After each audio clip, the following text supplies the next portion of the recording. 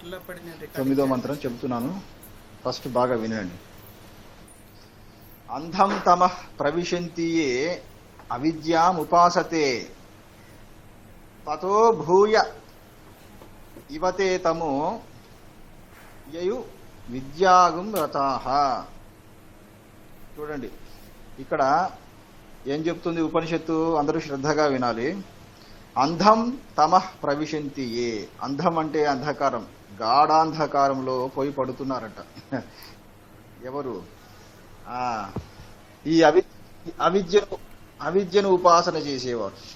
ఇక్కడ అవిద్య అంటే 2 రకాల అర్థాలు వస్తాయి. మొదట సామాన్యమైనది, తర్వాత ఇందులో ఉద్దేశింపబడినది, 2 చెప్తాను.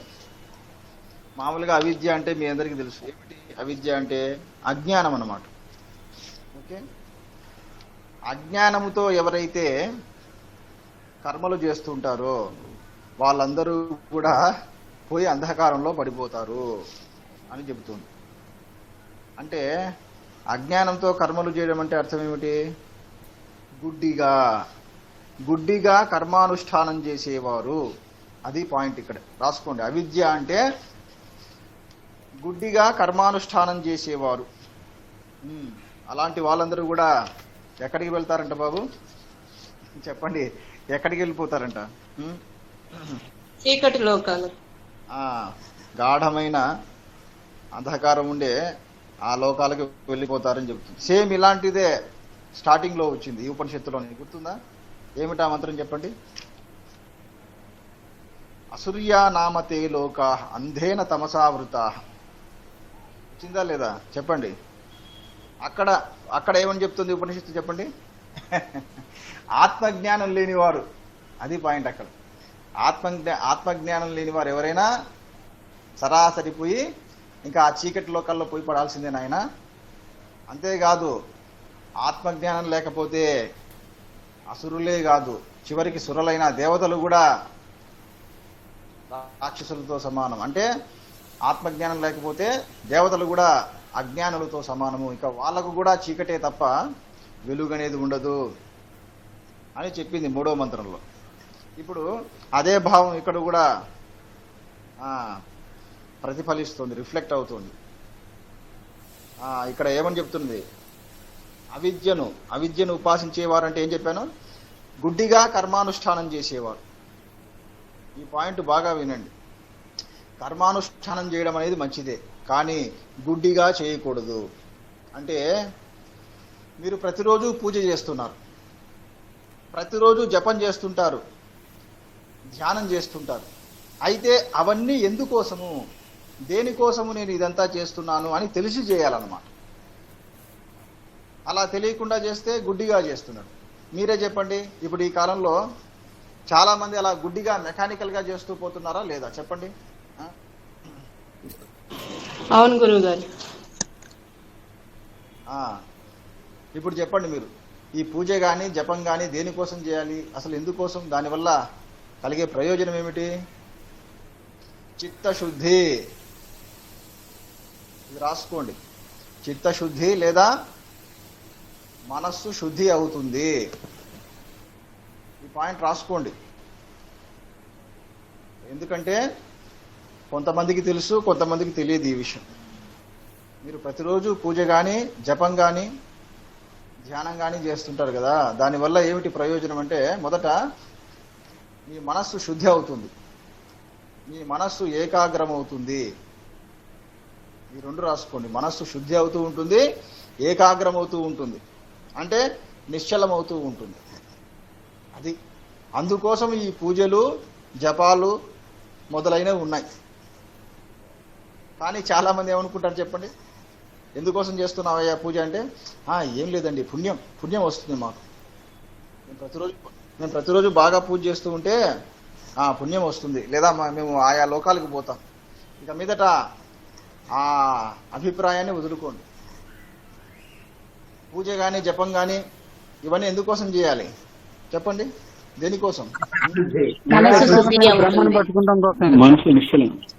కాదు, మీరు ఏకంగా ఆత్మానుభవం కోసం అనకండి. మొదట చిత్తశుద్ధి లేదా నిరాకారమైన బ్రహ్మను పట్టుకోవడం కోసమే. వీరభద్రరావు గారు కొంచెంసేపు మ్యూట్లో పెట్టేసుకోండి. దీని ఏంటంటే ఫస్ట్ స్టెప్ ఏంటంటే మీకు మీ మనస్సు శుద్ధి అవుతుంది ఫస్ట్ దీనివల్ల, వీటి వల్ల.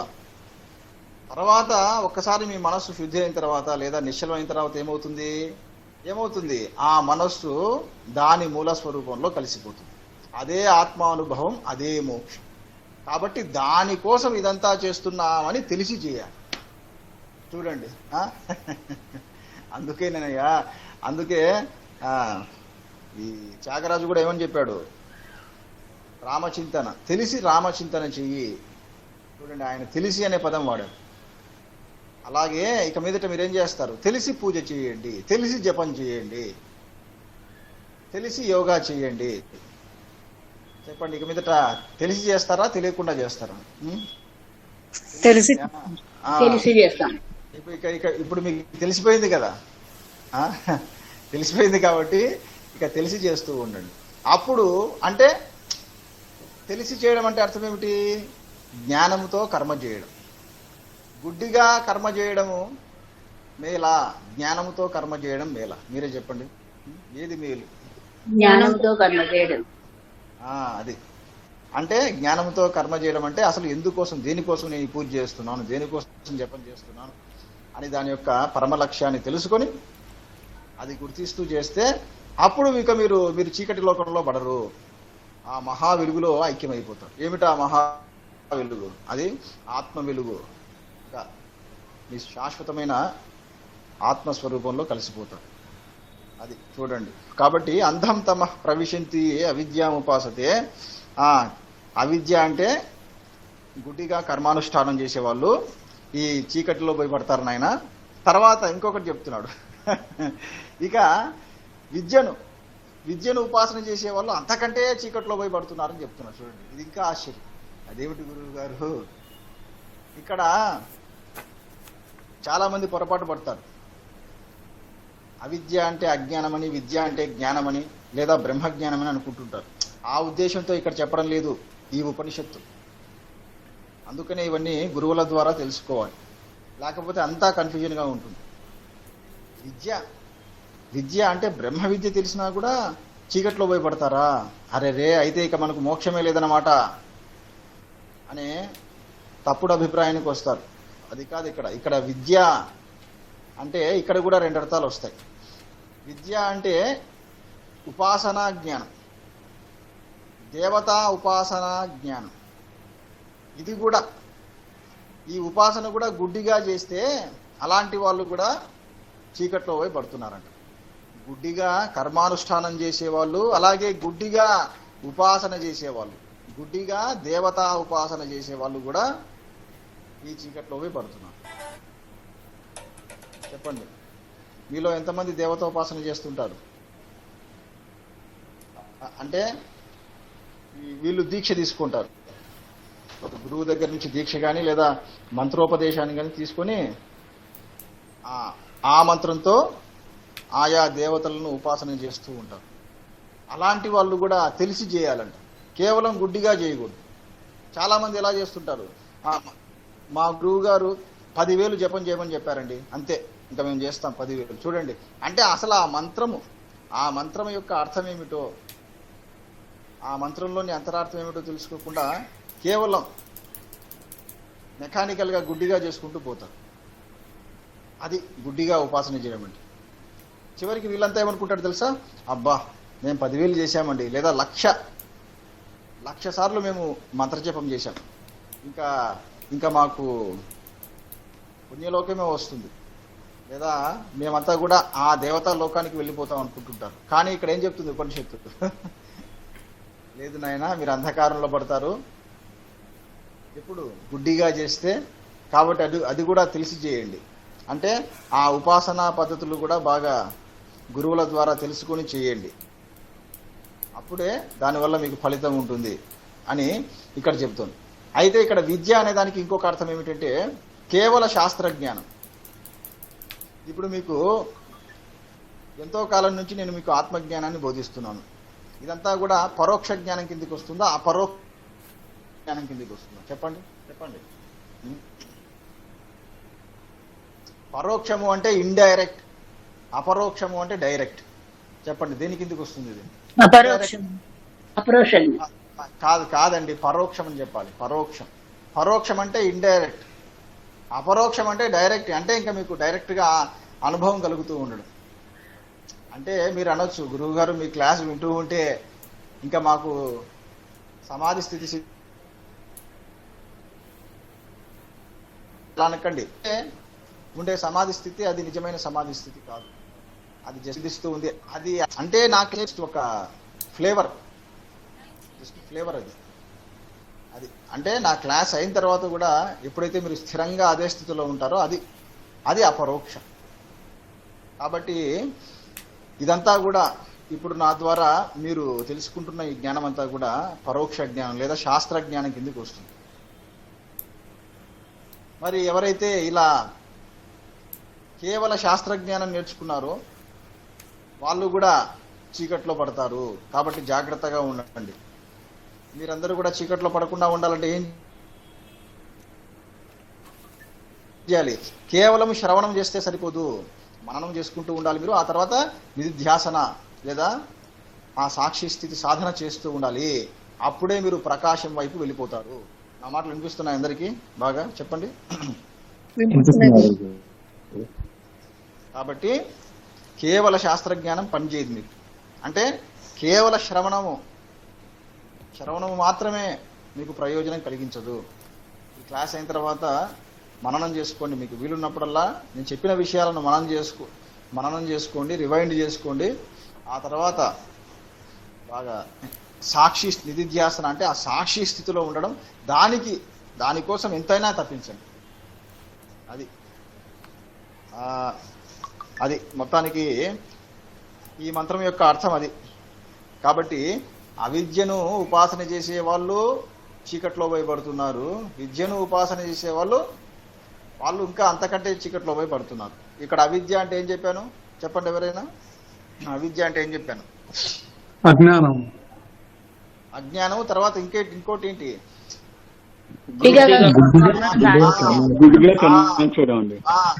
అది మర్చిపోవద్దు. గుడ్డిగా కర్మానుష్ఠానం చేయడం లేదా గుడ్డిగా కర్మానుష్ఠానం చేయడం, అది రాసుకోండి, మర్చిపోవద్దు. అది అవిద్య. మరి విద్య అంటే రెండు చెప్పాను. ఏమిటో చెప్పండి? ఉపాసన జ్ఞానం, గుడ్డిగా దేవత ఉపాసన చేయడము. ఇంకొకటి ఏంటి? శాస్త్రజ్ఞానం, కేవల శాస్త్రజ్ఞానం. ఈ రెండు రాసుకో. వీళ్ళందరూ కూడా పోయి చీకట్లో పడుతున్నారు. కాబట్టి మీరు చీకట్లో పడకండి. అయితే ఈ ఉపనిషత్తు ఇలా చెప్పిందో లేదో వెంటనే వీళ్ళందరూ పరిగెత్తుకుంటూ వచ్చారంట. ఎవరు? గుడ్డిగా కర్మానుష్ఠానం చేసేవాళ్ళు, గుడ్డిగా దేవతోపాసన చేసేవాళ్ళు, వీళ్ళందరూ కూడా పరిగెత్తుకుంటూ వచ్చారు. వచ్చి మహర్షులారా, ఎవరి దగ్గరకు వచ్చారు? ఇంతకు వీళ్ళందరూ కూడా పరిగెత్తుకుంటూ ఎవరి దగ్గరకు వచ్చారు? ఈ ఉపనిషత్తులు బోధించింది ఎవరు? ఋషులు కదా, మహర్షులు. కాబట్టి వాళ్ళ దగ్గరకు వచ్చారంట. అయ్యా స్వామి, మమ్మల్ని రక్షించండి, మేము మాపై మీకు ఎంత కోపం ఉన్నా కూడా ఇలా చెప్పడం తగదండి. ఎందుకంటే మేము చెడ్డ పనులు చేయడం లేదు కదా, మేము భక్తితో కర్మానుష్ఠానం చేసుకుంటున్నాం, భక్తితో ఒక దేవతను ఉపాసన చేస్తున్నాం. అలాంటి మేము కూడా పోయి ఆ చీకటి లోకాల్లో, నరక లోకాల్లో పడాల్సిందేనా? మా మీద కొంచెం దయ చూపించండి మహర్షులారా. మాకేదైనా ఫలితం ఉంటుందా? మాకేదైనా మంచి ఫలితం ఉంటుందా చెప్పండి అని అడుగుతున్నారంట. ఎవరు? గుడ్డిగా కర్మానుష్ఠానం చేసేవాళ్ళు, గుడ్డిగా దేవతలను ఉపాసన చేసేవాళ్ళు, వీళ్ళందరూ కూడా మహర్షులను అడుగుతున్నారు. అడిగితే అప్పుడు మహర్షులు చెప్తున్నారు. ఏమని చెప్తున్నారు? ఈ తర్వాతి మంత్రం చెప్తున్నారు. చూడండి, 10వ మంత్రం. అన్యదేవాహుర్ విద్యయ అన్యదాహుర్ అవిద్యయ. అది నాయన, మీరందరూ కంగారు పడకండి, మీకు కూడా ఫలితం అనేది ఉంటుంది. అయితే స్వల్పమైన ఫలితం అనేది ఉంటుంది. అసలే ఫలితం లేకుండా పోదు. మీరందరూ కూడా డైరెక్ట్గా నరకలోకాల్లో భయపడరు. అయితే స్వల్పమైన ఫలితం ఉంటుంది నాయన. ఏది? విద్య యొక్క ఫలము వేరు. ఇది అన్య అంటే ఇతర వేరు. ఏది? విద్య యొక్క ఫలము వేరు. అన్యదాహుర్ అవిద్య యొక్క ఫలము వేరు అని చూడండి అని ఇది శుశ్రూమ అంటున్నారు. అంటే మేము విన్నాము. చూడండి అయ్యా, ఇది నిజమైన గురువులు ఎప్పుడు ఇలాగే చెబుతారు. ఇప్పుడు చెప్పే మాట బాగా శ్రద్ధగా వినండి. నిజమైన గురువులు ఎప్పుడు నేనే చెప్తున్నా, నేను చెప్పేదే వేదవాక్కు, అందరికంటే నేనే గొప్పవాణ్ణి అని నిజమైన గురువులు ఎప్పుడు చెప్పరు. ఏమని చెప్తారు? ఇది మా గురువుల ద్వారా మేము విన్నాము. అది అంటే దీన్ని బట్టి ఏమర్థమైంది చెప్పండి? ఇది మా గురువుల ద్వారా మేము విన్నానంటే దీన్ని బట్టి ఏమర్థమైంది మీరు చెప్పండి, చెప్పాలి. ఇంకా అంటే ఇదంతా కూడా గురు పరంపర, ఒక గురు సంప్రదాయం. గుర్తుపెట్టుకోండి. అందుకనే ఒక గురు సంప్రదాయంలో ఉండే గురువుల దగ్గరే మీరు విద్య నేర్చుకోవాలి. అది కూడా ఇంకా ఆత్మజ్ఞానం అయితే చెప్పనవసరం లేదు. ఎట్టి పరిస్థితుల్లో ఒక గురు పరంపర, ఒక గురు సంప్రదాయం, అందులో కూడా ప్రామాణికమైన గురు పరంపర కలిగిన గురువుల దగ్గరే ఈ ఆత్మజ్ఞానాన్ని తెలుసుకోవాలి. అప్పుడే మీరు ఉద్ధరింపబడతారు. లేకపోతే వాళ్ళతో పాటు మీరు కూడా పతనమైపోతారు.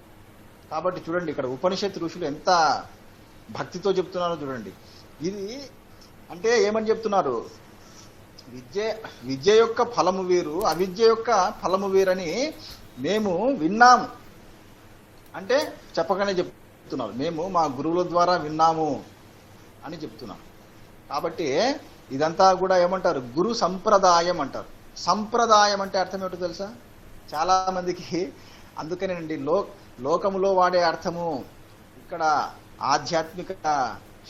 ఆధ్యాత్మిక పరిభాషలో ఉండే అర్థము, లోకములో వాడే అర్థము రెండు వేరు. ఇప్పుడు చెప్తాను, రాసుకోండి. సంప్రదాయం, దాయం. చూడండి, ఫస్ట్ బాగా వినండి. దాయం, ప్రదాయం, సంప్రదాయం. దాయం అంటే అందించడం, దాయం అంటే అందించడం, ప్రదాయం అంటే బాగా అందించడం, సంప్రదాయం అంటే ఇంకా అసలు తన దగ్గర ఏమీ మిగుల్చుకోకుండా మొత్తం పరిపూర్ణంగా అందించడం. ఇప్పుడు చెప్పండి అయ్యా, గురు సంప్రదాయం అంటే దీన్ని బట్టి ఏం తెలిసింది అంటే నిజమైన గురువు ఎప్పుడు తన దగ్గర ఉండే జ్ఞానాన్ని ఏ మాత్రం ఉంచుకోకుండా తన శిష్యుడికి అందిస్తాడంట. అది సంప్రదాయం. వా, అద్భుతమా కదా? చెప్పండి అసలు ఈ పదం.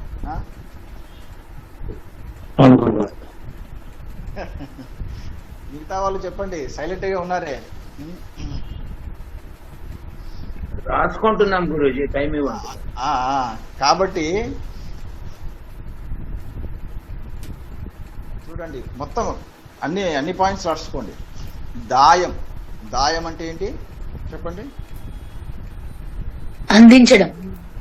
ప్రదాయం అంటే బాగా అందించడం. సంప్రదాయం అంటే ఇంకా అసలు ఏమాత్రం అందించడం, అంటే పూర్తి జ్ఞానము సంపూర్ణంగా అందించడం. ఇలాంటి వాడే నిజమైన గురువు. గుర్తుపెట్టుకోండి, ఇలాంటి వాళ్ళు చాలా చాలా చాలా తక్కువగా ఉంటారు. ఎందువల్ల చెప్పండి? ఏదో అసలైన విషయం చెప్పకుండా తన దగ్గరే పెట్టుకుంటాడు. ఇంకా చెప్పాలంటే అసలైన విషయం వరకు కూడా అవసరం లేదు. తనకు తెలిసిన జ్ఞానంలో చాలా మంది గురువులు ఎలా ఉంటారంటే వారికి తెలిసిన జ్ఞానంలో ఒక 20% 30% చెప్తారు అంతే శిష్యులకు, మిగతాది చెప్పరు. ఇంకా మంచి గురువులు అయితే ఒక 60% వరకు చెబుతారు అంతే. నిజమైన గురువే, సద్గురువు లేదా పరమ గురువే ఏం చేస్తాడు? మొత్తం 100కి 100% శిష్యుడికి అందిస్తాడు. 100కి 100 తనకు తెలిసిన 100% జ్ఞానాన్ని తన శిష్యుడికి అందిస్తాడు. అది అంటే పరిపూర్ణంగా అందిస్తాడు. అలా జ్ఞానాన్ని పరిపూర్ణంగా అందివ్వడమే సంప్రదాయం. కాబట్టి నాకైతే ఎంతో తపన ఉందండి. నాకు తెలిసిన జ్ఞానాన్నంతా మీకు అందివ్వాలని. అందుకు మీరు అర్హులు. ఎందుకంటే ఎంతో కాలంగా మీరు నా ఈ క్లాసులు వింటున్నారు కాబట్టి మీరందరూ తప్పకుండా అర్హులు. కాబట్టి నేను ఇలా బోధ చేస్తూ ఉంటాను. ఆ తర్వాత మీరు బాగా శ్రద్ధగా ఒడిసి పట్టుకుంటూ ఉండాలి, గ్రహిస్తూ ఉండాలి. కాబట్టి ఎక్కడున్నాం మనం? ఏ పాయింట్ దగ్గర ఉన్నాం? సంప్రదాయము. మరి చెప్పడం మర్చిపోయాను. ఇక మీదట ఎవరైనా వచ్చి ఏమండి ఇంతకు మీది ఏ సంప్రదాయం అంటే ఏం చెప్తారు? వెంటనే గురు సంప్రదాయం అనాలి, లేదా ఋషి సంప్రదాయం. రెండే రెండు, ఋషి సంప్రదాయం లేదా గురు సంప్రదాయం.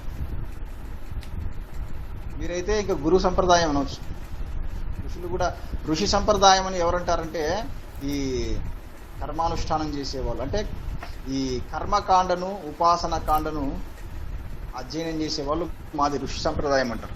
మీరు ఏకంగా జ్ఞానకాండనే, ఆత్మజ్ఞానాన్ని మీరు ఉపాసన చేస్తున్నారు, ఆత్మజ్ఞానాన్ని మీరు గ్రహిస్తున్నారు. కాబట్టి ఏమంటారు? ఏకంగా మాది గురు సంప్రదాయం అండి అని చెప్పారు.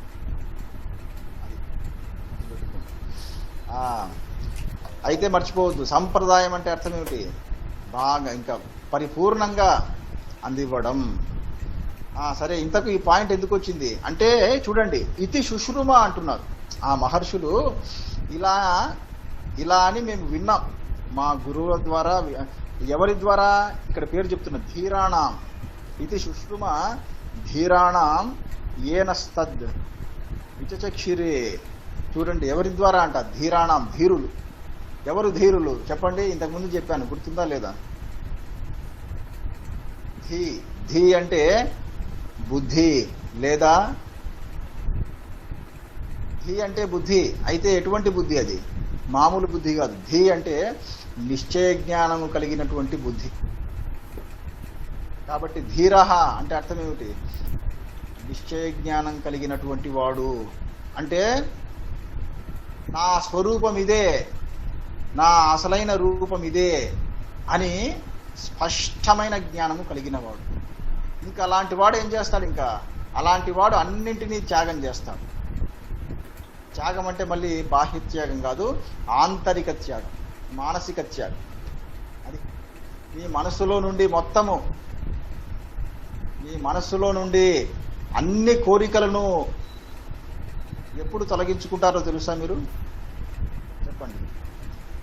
చాలా మందికి సాధ్యం కాదు. మీ మనస్సులో నుండి మొత్తం ఏ మాత్రము మిగులు తగులు లేకుండా అన్ని కోరికలను మీరు మీ మనస్సులో నుండి ఎప్పుడు తొలగించుకోగలరు? చెప్పాను కదా, హింట్ ఇచ్చాను ఇందాకే. చెప్పండి. అహం స్ఫురణ. మీకు నిశ్చయ జ్ఞానం కలగాలి. ఏ విషయంలో? అది నేను నా అసలైన రూపం ఇదే అనే విషయంలో మీకు స్పష్టమైన ఈ నిశ్చయ జ్ఞానం కలిగితే అది అప్పుడు ఇంకా ఆటోమేటిక్గా మీరు మొత్తం ఇంకా మీ మనసులో ఉండే A to Z అందరినీ త్యాగం చేసి పడేస్తారు.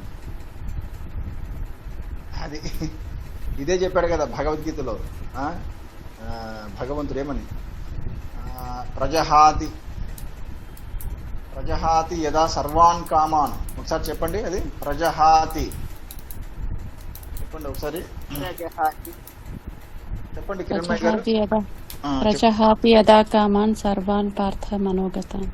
అది చూడండి, అది సర్వాన్ కామాన్ సర్వాన్.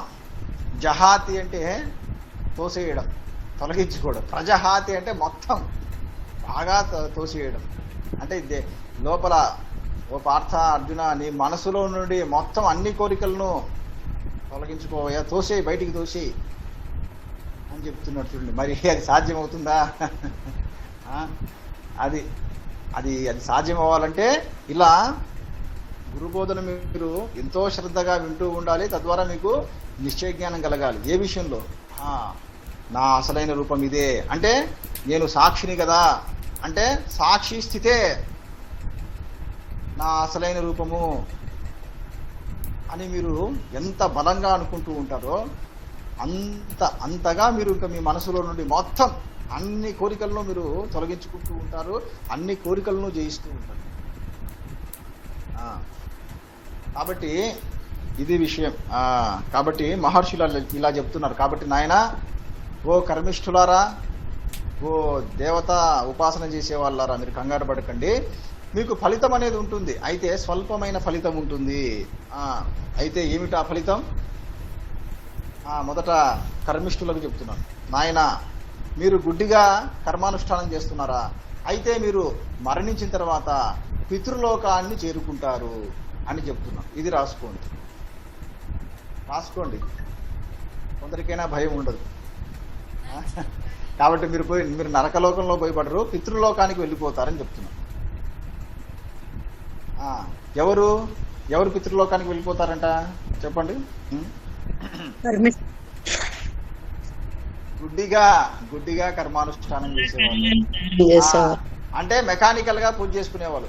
ఓం శుక్లాంబరధరం విష్ణు శశివర్ణం చతుర్భుజం గణానాం త్వా గణపతి హవామహే ఉత్తిష్టంతు భూత పిశాచాః ఏతే భూమిభారకాః. చూడండి, ఇట్లా మెకానికల్ గా చక చక చక చక చక చక చేసుకుంటూ పోతుంటారు కదా. వీళ్ళందరూ కూడా మరణించిన తర్వాత ఎక్కడికి పోతున్నారు? పితృలోకానికి వెళ్ళిపోతున్నారు. కాబట్టి మీరందరూ కూడా పితృలోకానికి వెళ్ళిపోతారా? సంతృప్తి పడండి పితృలోకంతో. చెప్పండి, సంతృప్తి పడతారా పడరా మీరు?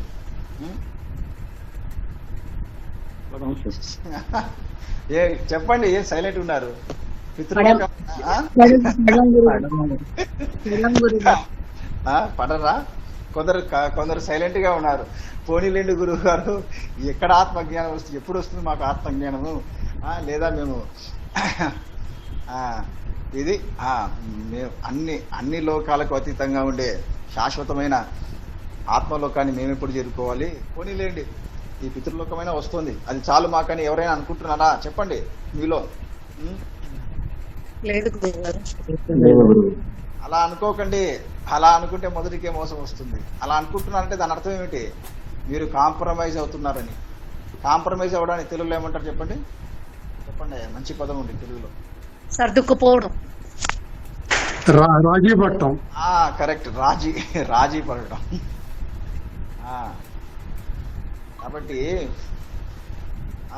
కాబట్టి మీరు రాజీ పడకూడదు, ఇది పెట్టుకోండి. మీరందరూ కూడా దేనికోసం తప్పిస్తూ ఉండాలి? సాక్షి స్థితి కోసం తప్పిస్తూ ఉండాలి. అహం బ్రహ్మాస్మి అనే స్థితి కోసం తప్పిస్తూ ఉండాలి, లేదా ఆ సాక్షి స్థితి కోసం తప్పిస్తూ ఉండాలి. కాబట్టి ఏమిటయా ఇంతకు మహర్షులు చెప్తున్నారు? కాబట్టి ఓ కర్మిష్ఠులారా, గుడ్డిగా కర్మలు చేసే వాళ్ళారా, మీరు మరణించిన తర్వాత పితృలోకాన్ని చేరుకుంటారు. ఓకే, ఇంకా వాళ్ళు సంతృప్తి పడ్డారు. తర్వాత వీళ్ళు ఇంకా మా సంగతి చెప్పండి మహర్షులారా. ఎవరు వాళ్ళు చెప్పండి? ఈ గ్రూప్ వాళ్ళు ఎవరు చెప్పండి? చెప్పాలి. ఇంకా గుడ్డిగా దేవతోపాసన చేసేవాళ్ళు, గుడ్డిగా దేవతలను ఉపాసన చేసేవాళ్ళు. మా సంగతి చెప్పండి అంటే, మీరున్నారు కదా, సరే మీరు మరణించిన తర్వాత ఏ దేవత గురించి అయితే మీరు ఉపాసన చేస్తున్నారో మీరు మరణించిన తర్వాత ఆ లోకానికి వెళ్ళిపోతారు పోండి అని చెప్పినారు. అంటే వీళ్ళందరూ మరణించిన తర్వాత ఎక్కడికి వెళ్ళిపోతున్నారు? ఆయా దేవతా లోకాలకు వెళ్ళిపోతున్నారు. ఇది పితృలోకం కంటే కూడా ఇంకా మంచిదంట. ఓకే, అయితే ఇప్పుడు మీరు దేవతా లోకాలకు వెళ్ళిపోతారయ్యా మీరు? చాలా, ఇది ఇంకా బాగుంది. చెప్పండి, మీకు ఇష్టమైన దేవతలు ఉంటారు కదా, మీకు ఇష్టమైన దేవుడు ఉంటారు కదా, ఆ లోకానికి వెళ్ళిపోతారు మీరు. చెప్పండి, ఇప్పుడు మీకు నారాయణుడు అంటే ఇష్టం కదా, ఇంకా ఏకంగా వెళ్ళిపోతారు మీరు, వైకుంఠానికి వెళ్ళిపోతారు. ఇంతకంటే ఇక మాకు కావాల్సింది ఏముంది గురువు గారు అనుకుంటారు. చూడండి, మీకు బ్రహ్మ ఇష్టమా? బ్రహ్మలోకానికి వెళ్ళిపోతారు. శివుడు ఇష్టమా? కైలాసానికి వెళ్ళిపోతారు. చెప్పండి, అవునా కదా? మీకు వెళ్ళిపోవాలని ఉందా లేదా? చెప్పండి. ఏం మాట్లాడరే?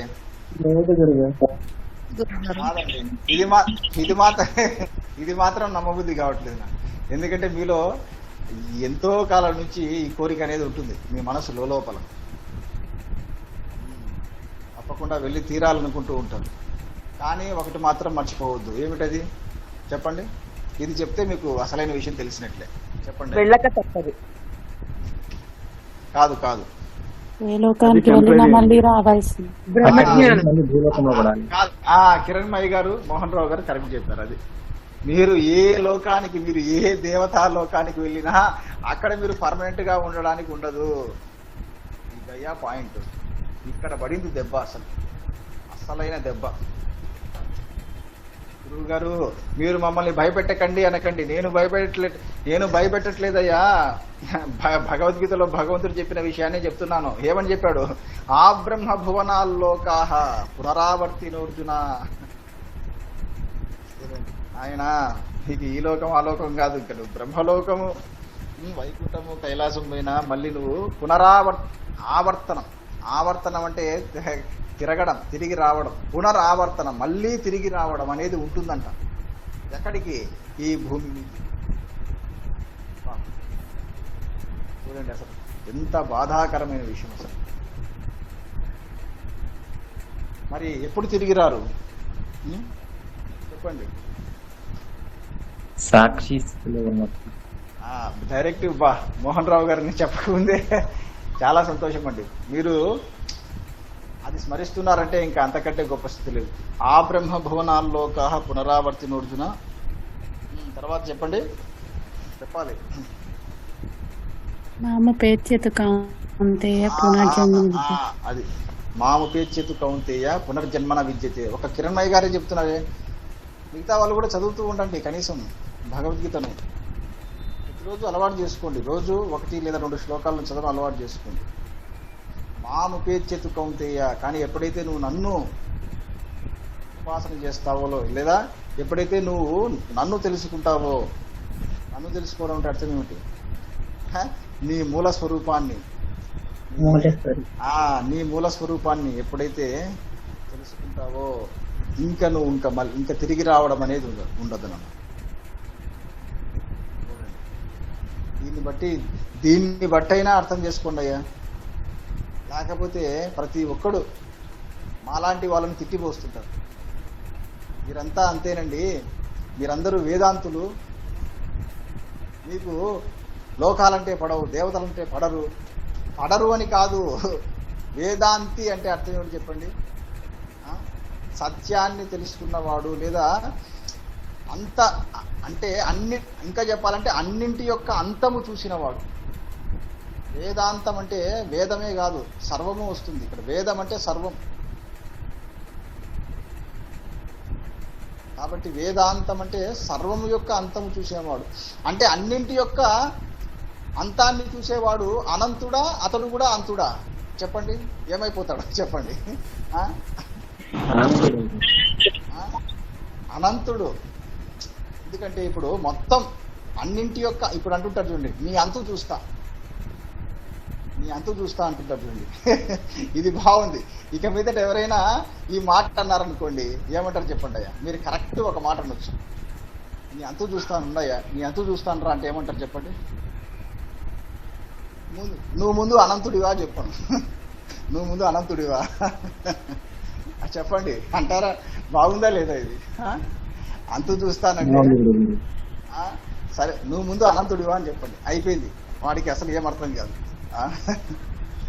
కాబట్టి మీరు దేని అంతైనా చూడాలంటే దానికంటే మీరు అనంతంగా ఉండాలి. ఇది పాయింట్. ఇది రాసుకోండి అయ్యా, ఈ సందర్భంగా బాగుంది, బాగా స్ఫురించింది. మీరు దేని అంతైనా చూడాలంటే దానికంటే అనంతంగా ఉండాలి. అనంతంగా ఉండడం అంటే దానికంటే మీరు ఎక్కువగా వ్యాపించి ఉండాలి. అది ఇంకా మీరే అర్థం చేసుకోండి. దానికంటే మీరు ఎక్కువ కాలం ఉండాలి. ఓకే, సింపుల్గా అర్థం అవ్వాలంటే దానికంటే మీరు ఎక్కువ కాలం ఉండాలి.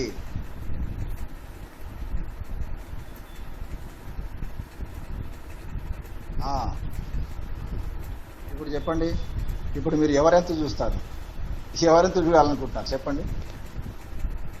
ఇది చెప్తే గ్రేట్ అయ్యా మీరు. ఇక మీదట మీరు వాళ్ళంతు వీళ్ళంతు కాదు, మీ అంతును మీరే చూడగలగాలి. అది అప్పుడు మీరే బ్రహ్మజ్ఞానం, అప్పుడు మీరే ఆత్మజ్ఞానం. మీ అంతును మీరు చూడడం అంటే అర్థం ఏమిటి? మీ మరణాన్ని మీరే సాక్షిగా చూడాలయ్యా. అబ్బా చెప్పండి, ఇక మీదట ఎవరెంత చూస్తారు మీరు? మా అంటూ మేమే చూస్తాం. కాబట్టి ఇప్పుడు తెలిసిందా? ధీరహ. నేను ఇప్పుడు కొత్త నిర్వచనం చెప్తున్నాను. దీనిని బట్టి ఎవడు ధీరుడు? వాడి అంతును, తన అంతును తానే చూచుకునేవాడు ధీరుడు. సరిపోయిందా లేదా? పర్ఫెక్ట్ గా చెప్పండి, మీరే చెప్పండి.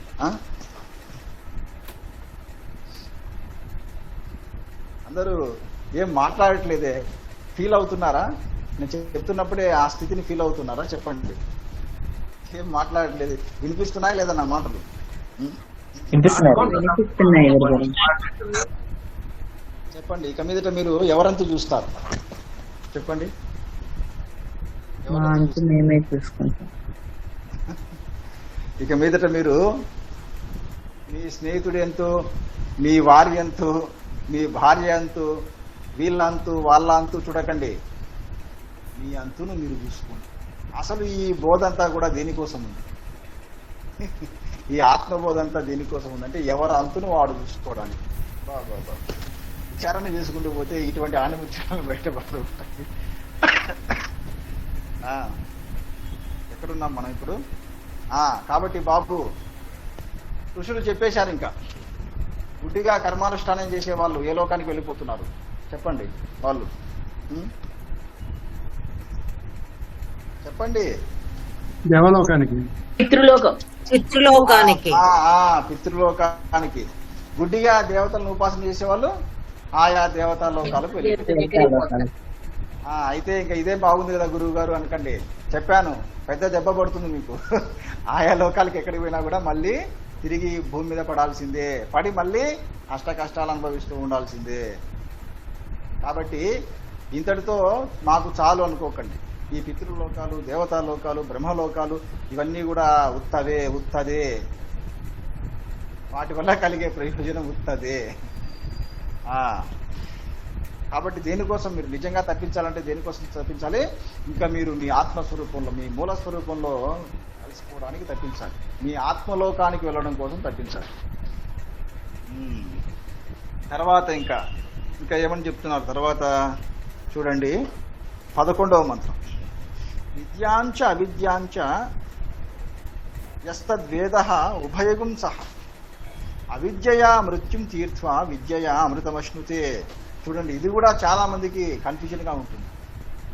ఏది అవిద్యయా మృత్యుం తీర్త్వా అంటే అర్థం ఏమిటి? ఈ అవిద్య చేత మృత్యువును దాటిపోతారు. చూడండి, అవిద్య అంటే అజ్ఞానం. అజ్ఞానం చేత మరణాన్ని దాటిపోతామా?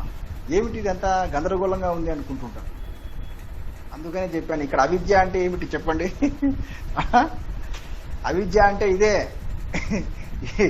ఈ గుడ్డిగా ఇక్కడ శంకరులు ఏమని చెప్తున్నారంటే, ఈ పాయింట్ ఇక్కడ చెప్పాలయ్యా. ఇక్కడ శంకరులు ఏం చెప్తున్నారంటే, అవిద్య అంటే సహజ కర్మలు. ఇక్కడ అవిద్య అంటే సహజ కర్మలు. సహజ కర్మలు అంటే ఏమిటి? ఆకలి వేస్తే అన్నం తినడం, దాహం వేస్తే నీళ్లు తాగడం, నిద్ర వస్తే నిద్రపోవడం. ఇది సహజ కర్మ. వీటిని దాటిపోతారు అంటే ఆకలి దప్పులను దాటిపోతున్నారు. మరణం అంటే ఏమిటో కాదు, ఆకలి దప్పులే. కాబట్టి ఆకలి దప్పులను దాటడం అంటే మృత్యువుని దాటిపోవడం. మరి ఎవరు దాటిపోతున్నారంట? ఈ మృత్యువుని ఎవరు దాటిపోతున్నారు? ఇందాక చెప్పాను కదా, అవిద్య. చూడండి, అంటే వీళ్ళకి ఇంకొక ఆప్షన్ ఇచ్చారు. నాయనా, మీరందరూ పితృలోకం వెళ్ళడమే కాదు, మీరు మృత్యువును కూడా దాటిపోతారు. అంటే పొరపాటు పడకండి. మీకు ఆకలి దప్పులు ఉండవు. మీకు చాలా కాలము ఆకలి దప్పులు ఉండవు. ఇది పాయింట్. ఎవరికంట? ఈ గుడ్డిగా కర్మానుష్ఠానం చేసే వాళ్ళు. ఈ గుడ్డిగా కర్మానుష్ఠానం చేసే వాళ్ళు పితృలోకంకి వెళ్ళిపోతారు. ప్లస్ వీళ్ళకి చాలా కాలం పాటు ఆకలి దప్పులు ఉండవు. ఇది పాయింట్ కంప్లీట్ గా చెప్పాలండి. మరి వీళ్ళు విద్యావంతులు, దేవతా ఉపాసన చేసేవాళ్ళు, వాళ్ళు ఆయా దేవతా లోకాలకు వెళ్ళి అమృతమశ్నుతే, అమృత స్వరూపులు అవుతున్నారు. ఇక్కడ అమృతం అంటే శాశ్వతంగా ఉండడం. ఇక్కడ మళ్ళీ శాశ్వతం అంటే పొరపాటు పడకండి. ఇక్కడ శంకరులు ఏమని చెప్తున్నారంటే, అమృతత్వం అనేది 2 విధాలుగా ఉంటుంది. ఒకటి సాపేక్షికము, ఇంకొకటి అబ్సల్యూట్. సాపేక్షికం అంటే రిలేటివ్. ఇప్పుడు ఈ దేవతలకు మీరు వినే ఉంటారు, దేవతలందరూ కూడా అమృతం తాగారు,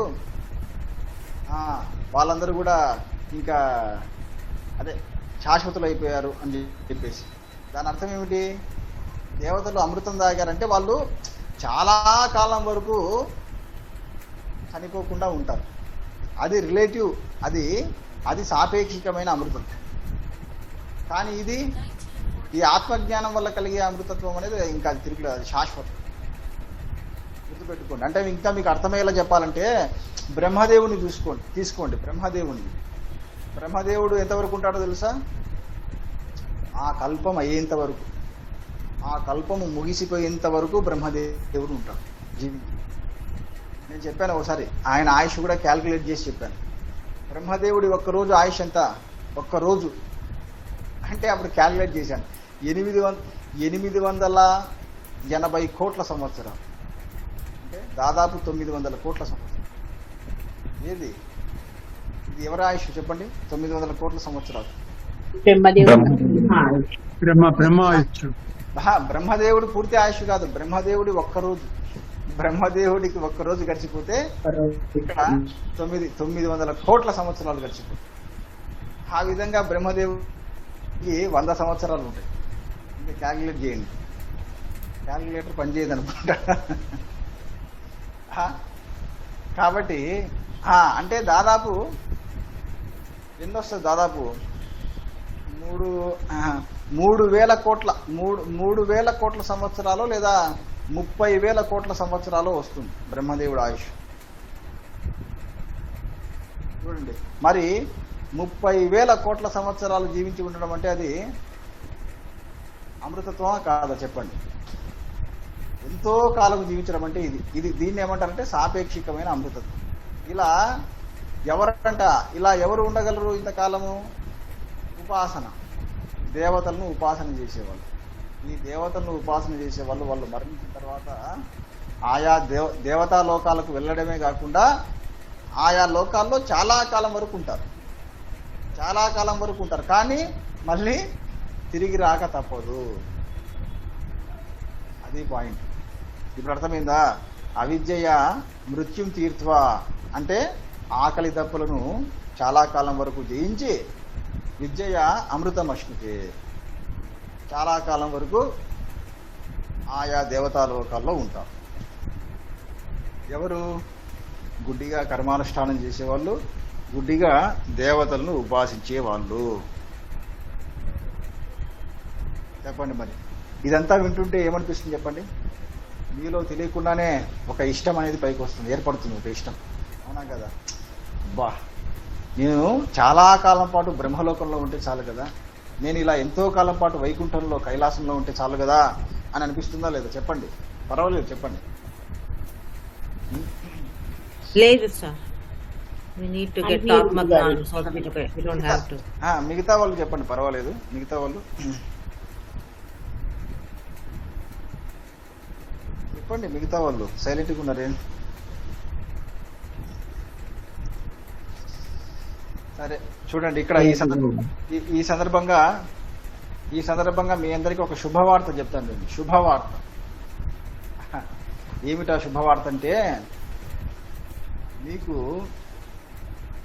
సద్యోముక్తి కలగకపోయినా క్రమముక్తి కలిగే అవకాశం ఉంది. ఇది పాయింట్, రాసుకోండి. మీరు ఎంతో కాలము బ్రహ్మలోకంలో లేదా వైకుంఠములో లేదా కైలాసంలో ఉండడం వల్ల మీకు క్రమముక్తి పొందే అవకాశం ఉంటుంది. అబ్బా, ఇది ఒక్కటి చాలయ్యా. మీకే కాదు, ఈ మాట విన్న తర్వాత నాకే పెద్ద రిలీఫ్గా అనిపించింది. అబ్బా, ఇది చాలరా నాయన అని చెప్పేసి. క్రమముక్తి అంటే అర్థం ఏమిటి తెలుసా? మీరు ఉదాహరణకి కైలాసంలో ఉన్నారనుకోండి, కైలాసంలో ఉన్నప్పుడు ఒకానొక సందర్భంలో మీకు అవకాశం వస్తుందంట. ఇంత అవకాశం అమ్మవారితో మాట్లాడడానికి. అప్పుడు అమ్మతో మీరు మొరపెట్టుకోవచ్చు, అమ్మా నాకు అసలు పునర్జన్మనే వద్దమ్మా, నాకు ఇంకా మీ సాహిత్యం కావాలి, అదే కైవల్యం కావాలమ్మా, దయచేసి నన్ను అనుగ్రహించండి అని మీరు అమ్మతో మొరపెట్టుకునే అవకాశం వస్తుంది. అప్పుడు ఏం చేస్తారు? అప్పుడు అమ్మవారు మిమ్మల్ని అనుగ్రహిస్తే తప్పకుండా అనుగ్రహిస్తారులేండి. ఎందుకంటే ఆ లోకానికి మీరు వెళ్ళాలంటే తప్పకుండా అనుగ్రహం వల్లనే కదా. అప్పుడు అమ్మవారు ఏం చేస్తారంటే మీ మొర విని అప్పుడు అయ్యవారితో చెప్తుంది. అది అప్పుడు ఏమవుతుంది? అప్పుడు మీకు కైలాసంలో ఉండగానే క్రమముక్తి అనేది వస్తుంది. అంటే చాలా కాలం వరకు అలా ఉండి క్రమక్రమంగా మీరు ఇంకా మీకు కైవల్యం అనేది వస్తుంది. ఇలాగే వైకుంఠంలో, ఇలాగే బ్రహ్మలోకంలో. బ్రహ్మలోకంలో అయితే గ్యారంటీ ఇవ్వలేం, కానీ వైకుంఠంలో కైలాసంలో అయితే గ్యారంటీ ఉందని ఈ పురాణాలు శాస్త్రాలు చెప్తుంది. చెప్పండి మరి, మీరు ఈ క్రమముక్తి అయినా ఓకేనా మీకు? చెప్పండి. క్రమముక్తి చెప్పండి. హలో, ఓకే గురుగారు. ఓకే గురుగారు. నాకు ఏమిటండి చాలా మంది బాధగా అప్పుడు గుర్తుంటాయి అడగడం మా అమ్మతో, అసలు గుర్తుంటాయి. తప్పకుండా అండి, ఎందుకంటే మీకు అదే ధ్యాస కదా.